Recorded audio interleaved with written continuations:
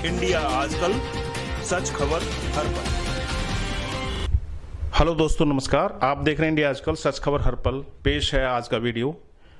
वर्ण एक वैज्ञानिक सिद्धांत ओशो। भारत में वर्ण व्यवस्था ब्राह्मणवाद की देन है और ऊपरी वर्ण की जातियों ने निचले वर्ण की जातियों का खून चूसने के लिए इसका जमकर इस्तेमाल किया है। इसका नतीजा यह हुआ कि वर्ण व्यवस्था सिस्टम का जो मूल कॉन्सेप्ट था, लोगों के संपूर्ण विकास और उत्थान का, वही खत्म हो गया। ओशो ने वर्ण व्यवस्था की खूब वकालत की है, इसलिए वो भारत में ब्राह्मणवाद के पोषक नजर आते हैं, लेकिन ये सच्चाई नहीं है। सच्चाई जानना है तो हमें पहले वर्ण व्यवस्था के बेसिक कॉन्सेप्ट को समझना पड़ेगा, जिसकी वकालत पश्चिम के कई मनोवैज्ञानिकों ने भी की थी। उनका कहना था कि सभी लोग एक समान नहीं होते हैं। उनको किसी ने 2, किसी ने 3, किसी ने 4 और किसी ने 5 टाइप का बताया, लेकिन 4 टाइप कॉमन हैं। तो आइए जानते हैं ओशो ने इस बारे में अपने प्रवचनों में क्या कहा था। कृष्ण अर्जुन को कहते हैं कि और सब बातें तू छोड़ दे, तो भी तुम क्षत्रिय हो और क्षत्रिय के लिए युद्ध से भागना श्रेयस्कर नहीं है। इसे थोड़ा समझ लेना जरूरी है कई कारणों से, कहते हैं ओशो अपने प्रवचन में। एक तो विगत 500 वर्षों में सभी मनुष्य समान हैं,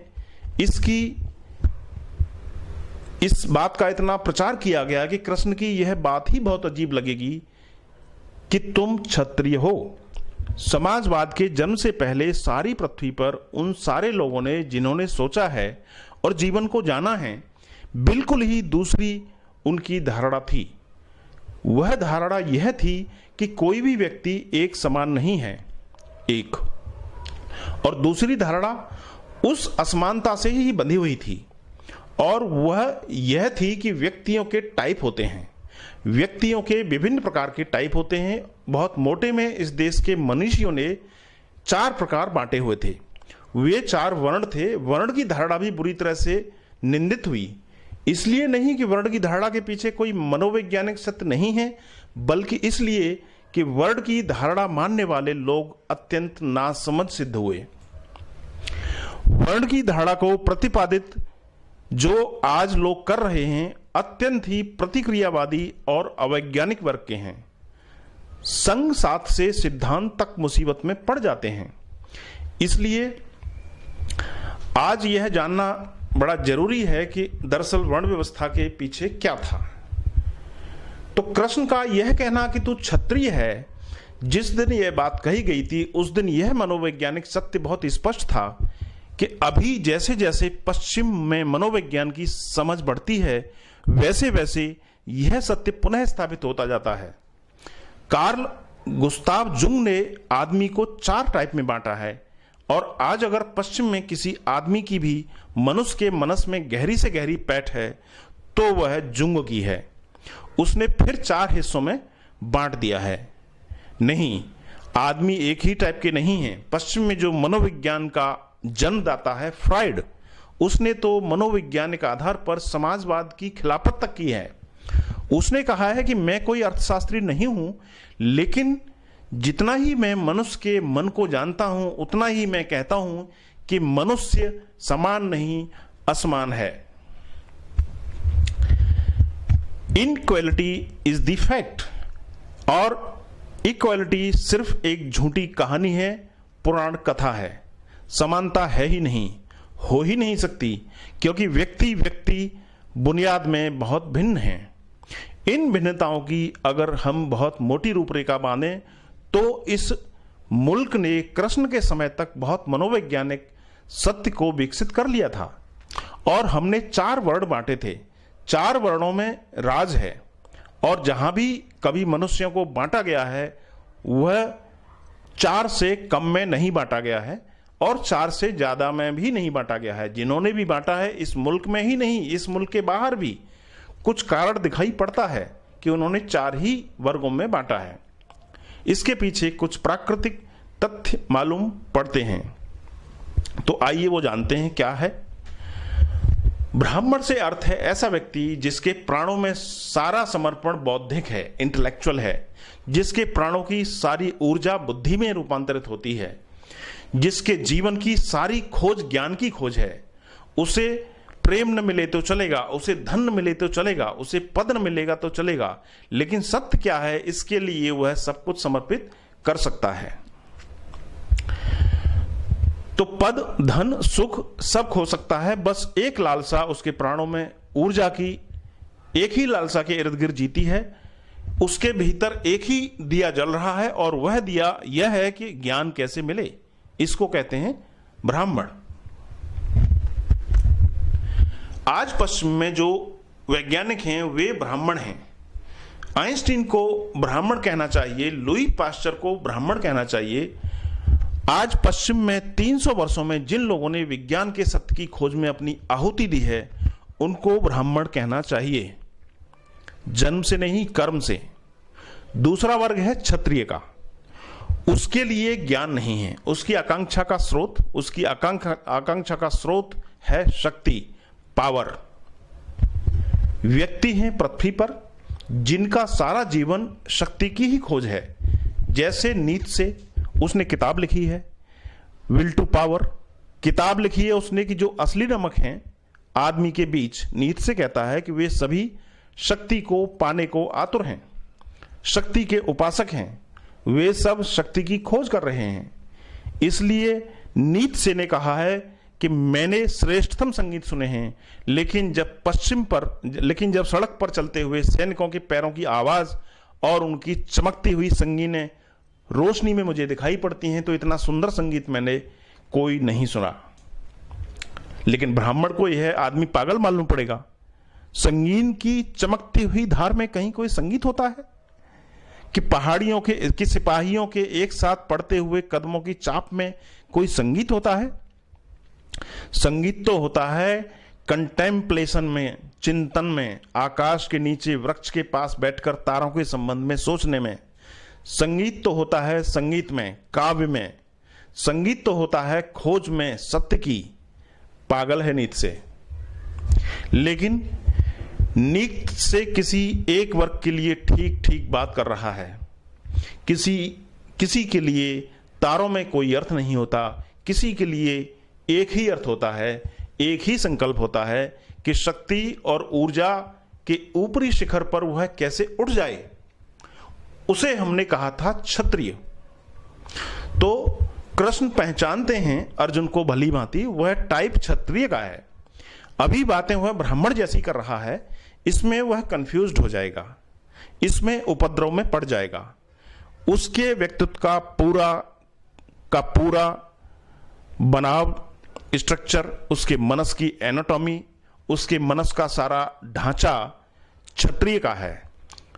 तलवार ही उसकी आत्मा है, वही उसकी रौनक है, वही उसका संगीत है। अगर परमात्मा की झलक उसमें उसे कहीं से भी मिलनी है तो वह तलवार की चमक से ही मिलनी है, उसके लिए कोई और रास्ता नहीं है। तो उससे वह कह रहे हैं कि तू क्षत्रिय है।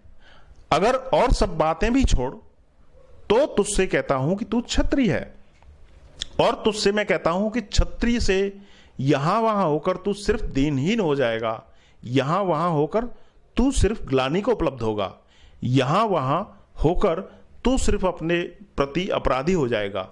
यानी इधर उधर मत जा, सिर्फ लक्ष्य को संधान कर। और ध्यान रहे, अपने प्रति अपराध जगत में बड़े से बड़ा अपराध है, क्योंकि जो अपने प्रति अपराधी हो जाता है वह फिर सबके प्रति अपराधी हो जाता है। सिर्फ वे ही लोग दूसरे के साथ में अपराध नहीं करते जो अपने साथ अपराध नहीं करते। और कृष्ण की भाषा में समझें तो अपने साथ सबसे बड़ा अपराध यही है कि जो उस व्यक्ति का मौलिक स्वर है जीवन का, वह उससे च्युत हो जाए, वह उसी से विमुख हो जाए, वह उससे अलग हट जाए। तीसरा एक वर्ग और है जिसको तलवार में सिर्फ भय के अतिरिक्त और कुछ भी नहीं दिखाई पड़ेगा। संगीत तो कभी नहीं, सिर्फ भय दिखाई पड़ेगा। जिसे ज्ञान की खोज ना समझ ही मालूम पड़ेगी कि सिरफिरों का काम है। तो तीसरा वर्ग है जिसके लिए धन ही महिमा है, धन की ही सबसे बड़ी महिमा है, जिसके लिए धन ही सब कुछ है, धन के आसपास ही जिसके जीवन की सारी व्यवस्था निर्मित होती है। अगर वैसे आदमी को मोक्ष की भी बात करनी हो तो उसके लिए मोक्ष भी धन के रूप में ही सामने आएगा, उसके लिए मोक्ष भी धन के रूप में ही सामने दिखाई पड़ सकता है। अगर वह भगवान का भी चिंतन करेगा तो भगवान को लक्ष्मी नारायण बनाए बिना नहीं रह सकता। यही वजह है कि आज हमारे देश और दुनिया में तमाम लक्ष्मी नारायण मंदिर हैं। इसमें उसका कोई कसूर नहीं है, सिर्फ फैक्ट, सिर्फ तथ्य की बात कर रहा हूं मैं। ऐसा है, और ऐसा आदमी अगर छिपाए अपने आप को तो व्यर्थ ही कठिनाई में पड़ेगा। अगर वह दबाए अपने आप को तो कठिनाई में पड़ेगा। उसके लिए जीवन की जो परम अनुभूति का द्वार है वह शायद धन की खोज से ही खुलने वाला है, इसलिए और कहीं से खुलने वाला नहीं है। अब एक रॉकफेलर या एक मॉर्गन या एक टाटा, ये कोई छोटे लोग नहीं हैं, कोई कारण नहीं है इनके छोटे होने का। ये अपने वर्ग में वैसे ही श्रेष्ठ हैं जैसे कोई याज्ञवल्क्य, जैसे कोई पतंजलि, जैसे कोई अर्जुन अपने वर्गों में होंगे। इसमें कोई तुलना नहीं है, कोई कंपैरिजन नहीं है। वर्ण की जो धारणा है वह तुलनात्मक नहीं है, वह सिर्फ तथ्यात्मक है। लेकिन आज कुछ मूर्खों ने उसको श्रेणी में बांध दिया है ऊपर नीचे में, जो बिल्कुल गलत है। जिस दिन वर्ण की धारणा तुलनात्मक हुई कि कौन ऊपर कौन नीचे, उस दिन वर्ण की वैज्ञानिकता चली गई और वर्ण एक सामाजिक अनाचार बन गया। जिस दिन वर्ण में तुलना पैदा हुई कि क्षत्रिय ऊपर, कि ब्राह्मण ऊपर, कि वैश्य ऊपर, कि शूद्र ऊपर, कि कौन नीचे, कि कौन पीछे, जिस दिन वर्ग का शोषण किया गया, वर्ण के वैज्ञानिक सिद्धांत को लेकर के जिस दिन सामाजिक शोषण की आधारशिला में रखा गया, उस दिन से वर्ण की धारणा अनाचार हो गई। सभी सिद्धांतों का अनाचार हो सकता है, किसी भी सिद्धांत का शोषण हो सकता है।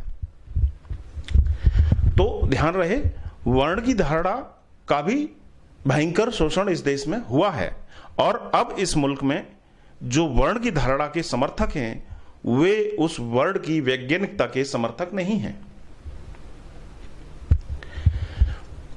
उसके पीछे बड़ा कारण है, उस वर्ण के आधार पर जो शोषण खड़ा है वे उसके समर्थक हैं, और उनकी वजह से तो वे डूबेंगे ही। वर्ण का एक बहुत बड़ा वैज्ञानिक सिद्धांत भी डूब सकता है। और इसी तरह से एक चौथा वर्ग भी है जिसे धन से भी प्रयोजन नहीं है, शक्ति से भी अर्थ नहीं है, ज्ञान की भी कोई बात नहीं है, लेकिन जिसका जीवन कहीं बहुत गहरे में सेवा और सर्विस के आसपास घूमता है। तो जो अगर अपने को कहीं समर्पित कर पाए और किसी की सेवा में लगा पाए तो फुलफिलमेंट यानी आप्तता को उपलब्ध हो सकता है। ये जो चार वर्ग हैं इसमें कोई ऊपर या कोई नीचे नहीं है, ये ध्यान देने वाली बात है। ऐसे चार मोटे विभाजन हैं और कृष्ण की पूरी साइकोलॉजी, कृष्ण का पूरा विज्ञान, पूरा का पूरा मनोविज्ञान इस बात पर खड़ा है कि प्रत्येक व्यक्ति को परमात्मा तक पहुंचने का जो मार्ग है वह उसके स्वधर्म से गुजरता है। स्वधर्म का मतलब है हिंदू नहीं, स्वधर्म का मतलब है मुसलमान नहीं, स्वधर्म का मतलब है जैन नहीं, और स्वधर्म का मतलब है उस व्यक्ति का जो वर्ण है वही उसका स्वधर्म है, और वर्ण का जन्म से कोई संबंध नहीं है। ये बात नोट करने वाली है। फिलहाल इस वीडियो में इतना ही। आप देख रहे थे ओशो गीता दर्शन भाग 1 से अध्याय 12, अध्याय 1-2, प्रवचन नंबर 10, जीवन की परम धन्यता स्वधर्म की पूर्णता में। आप पूरा प्रवचन चाहें तो oshoworld.com पर देख सकते हैं, वहां पर वह MP3 में भी उपलब्ध है। फिलहाल मेरे साथ इस वीडियो में बने रहने के लिए आपका बहुत बहुत धन्यवाद।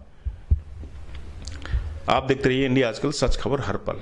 वीडियो अच्छा लगा हो तो इसे दोस्तों में शेयर जरूर करें, सब्सक्राइब करें चैनल को। कुछ कहना हो तो नीचे कमेंट बॉक्स में कमेंट करें और एक लाइक जरूर करें। Thank you so much. India आजकल, सच खबर हर पल।